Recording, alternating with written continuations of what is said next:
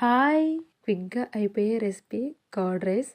దీన్ని చాలా ఈజీగా ప్రిపేర్ చేసుకోవచ్చు అండ్ టేస్టీగా కూడా ఉంటుంది. దానికోసం కావాల్సిన పదార్థాలు: ఒక 3 పచ్చిమిర్చిని ఇలా రౌండ్‌గా కట్ చేసుకోవాలి. 2 ఇంచెస్ అల్లాన్ని ఇలాగా చిన్నగా ముక్కలు కట్ చేసుకోవాలి. ఒక 2-3 రెమ్మల కరివేపాకు, హాఫ్ టీ స్పూన్ ఆవాలు, హాఫ్ టీ స్పూన్ జీరా, కొంచెం కాజు, పీల్ చేసి పెట్టిన 1 పొమోగ్రానేట్, 1 టీ స్పూన్ చాయ్ మినపప్పు, రెడీ చేసి పెట్టుకున్న రైస్ని ఎక్కువగా బాయిల్ చేసుకోవాలి మెత్తగా ఉండేలా. నెక్స్ట్ ఈ రైస్ని మ్యాష్ చేసుకుని పెట్టుకోవాలి లైట్గా.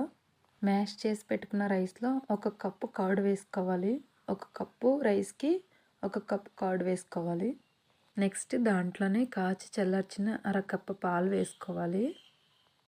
ఇప్పుడు ఇదంతా కలిసేలాగా మంచిగా మిక్స్ చేసేసుకోవాలి. దీంట్లో టేస్ట్ సరిపడగా సాల్ట్ వేసుకొని ఒకసారి మిక్స్ చేసుకోవాలి.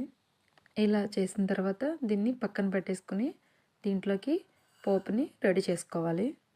దానికోసం స్టవ్ మీద ఫ్రై పాన్ పెట్టేసుకుని కొంచెం ఆయిల్ వేసుకోవాలి. ఆయిల్ హీట్ అయిన తర్వాత ఆవాలు, జీలకర్ర వేసుకుని ఆవాలు మంచిగా చిట్పట్లాడిన తర్వాత చాయ్ మినపప్పు వేసుకోవాలి. చాయ్ మినపప్పు ఫ్రై అయిన తర్వాత కాజు వేసుకోవాలి. నెక్స్ట్ కాజు ఫ్రై అయిన తర్వాత పచ్చిమిర్చి, అల్లం వేసుకోవాలి. ఫైనల్గా కరివేపాకు వేసుకొని ఫ్రై అయిన తర్వాత స్టవ్ ఆఫ్ చేసేసుకుని ఈ పోపుని ముందుగా మిక్స్ చేసి పెట్టుకున్న రైస్లో వేసుకుని అంతా మంచిగా మిక్స్ చేసుకోవాలి. ఇలా మిక్స్ చేసుకున్న తర్వాత ముందుగా పీల్ చేసి పెట్టుకున్న పొమోగ్రానేట్ వేసుకుని అంతా మరొకసారి మంచిగా మిక్స్ చేసుకోవాలి. అంతే, కర్డ్ రైస్. ఇలా ఒకసారి ట్రై చేసి చూడండి, చాలా టేస్టీగా ఉంటుంది కర్డ్ రైస్.